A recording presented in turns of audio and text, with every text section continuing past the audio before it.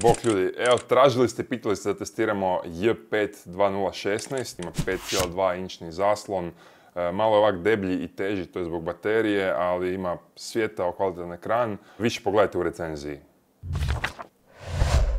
Usporedi HR.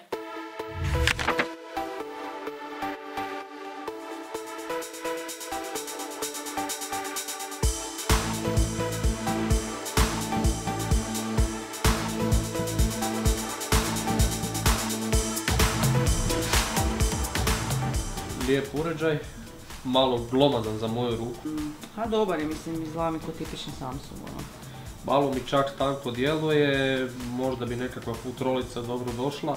Je dosta tanak, to mi je okej. S tim da bi si masku stavila. Kako izgleda ono? Pa dobro mi izgleda, šta nije mi loše. Pa djeluje mi dosta tanko, ovako dosta fragilno. Koliko vidim, ekran je jasan. Okej, onda lijep je, dobra je boja. Uzeo bi ga u drugoj boji. Znam da se ovakve stvari sad furaju, ali to jednostavno nije moj džir. Dizajn J5-ice nije nešto novo, izgleda kao i većina starijih Samsunga. Ovaj metalni rub je dosta prepoznatljiv, njega smo prvi put vidjeli na, mislim, Note 3 ili Note 4. Tu mi nekako već izgleda pomalo zastarjelo, ali dobro, klasičan dizajn, možda će biti bolji u tamno-plavoj ili nekoj drugoj boji, ova nekakva zlatna, šampanjac, smeđa, tak nešto. Meni osobno nije omiljena boja. Ima 8,1 mm u profilu, što stvarno nije puno ovako na papiru, ali mogao je biti malo više stanjen po rubovima. Ne mogu reći da je glomazan, ali volio bi da je tanji i ima skoro 160 grama, volio da je lakši 160 grama.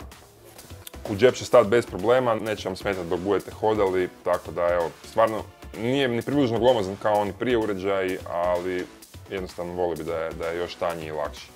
Ergonomski mogu reći da je J5 2016 dobro posložen, zato što ima odvojene ove dvije virtualne i fizičku tipku ispod zaslona. Kad je mobitel zaključen, dva puta stisnete tu tipku i pokrene se odmah kamera.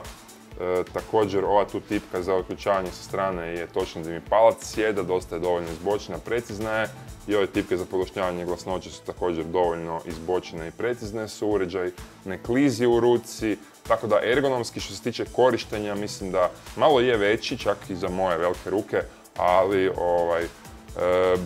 bit će vam dosta dobar. Dizajn s tražne strane me isto podsjeća onako na Lenovo telefone. J5 2016 stvarno ima nekakav metalan osjećaj, mislim da je ovo metalni rub. Jedino straga ovaj plastični pokrov koji se može i ukloniti. Onak nije baš nešto previše atraktivan, mislim da podržava i bežično punjenje jer ima ove dve diode za to. I straga je ogromna 3100 mAh baterija, bez koje je uređaj puno lakši, dakle baterija je teška. Sa baterijom nećete dobiti nekako predugo trajanje, uređaj će izdržati jedan dan, dan i pol, ali ono ako stalno gledate YouTube i igrate igrice, izdržat će vam malo više od pola dana. Rekao bih za prosječno korištenje izdržat će dan i pol, oni koji stvarno malo koriste aplikacije njima će ova baterija izdržati i 2 dana. Pored velike baterije, J5 2016, odnosno barem ovaj model koji ja imam, podržava i simultan rad dviju SIM kartica. Zaslon je prekriven, čini mi se, čvrstim staklom, ono je vrlo precizno na dodir. I evo, ovo je 5,2 inčni zaslon, super AMOLED tehnologije, 282 ppi, znači piksela po inču. Gustoće što baš nije puno, ovi korisnici koji su naviknuti na bolje smartfone, oni će vidjeti čak ovdje piksele da se malo vide, ali dobro, to je sad stvarno traženje dlake na jajetu. Ovaj zaslon je dosta dobar, ima dosta nabrijane boje što je karakteristično za Samsung. Može se podešavati svjetlina, ono što mi fali je što nema automatski senzor osvjetljenja, nego imate ovu tipku vani. Tako da zapravo kad izađete van morate stisnuti prije tu tipku jer kad dođete na direktno sunce nećete se snaći, nećete vidjeti ništa na ekranu.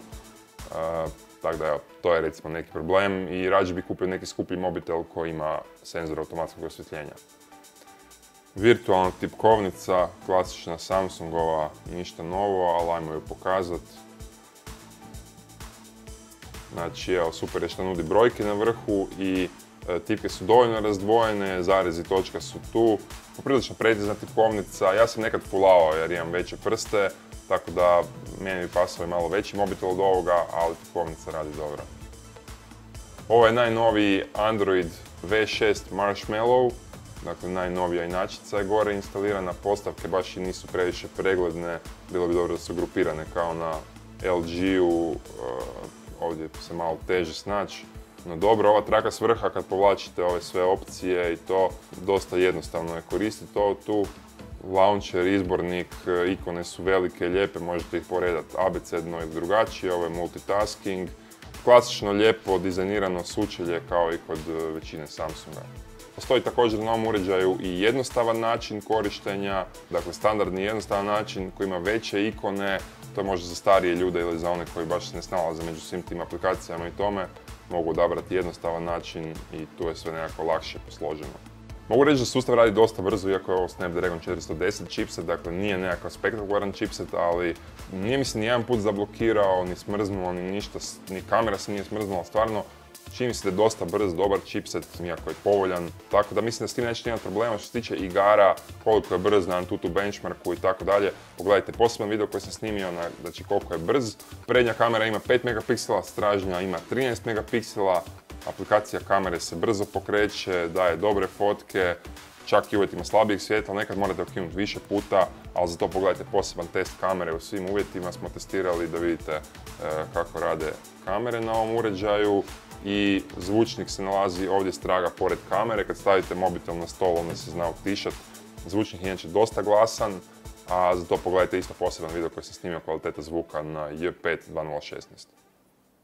Evo na kraju mogu reći da me J5 2016 nije s ničim razočarao, nije mi ništa išlo na živce dok sam ga koristio. Ergonomski je dobro posložen, ima ove tipke odvojene ispod ekrana, jednostavno je ga koristiti. Sučelje radi dovoljno brzo, ovo je 410 Snapdragon chipset koji je malo slabiji, niži rang chipseta, ali svejedno uređaj mi za sad radi zadovoljavajuće brzo i dobro, iako ima hrpa slika i aplikacija gore instalirano. Kamere su dobre i čak i u uvjetima slabijeg svjetla nekad treba ukinuti više fotki jer će neke biti mutne. Ekran je stvarno super malo i nabrijan, jedno što nema senzor automatskog osvjetljenja, ali dobro.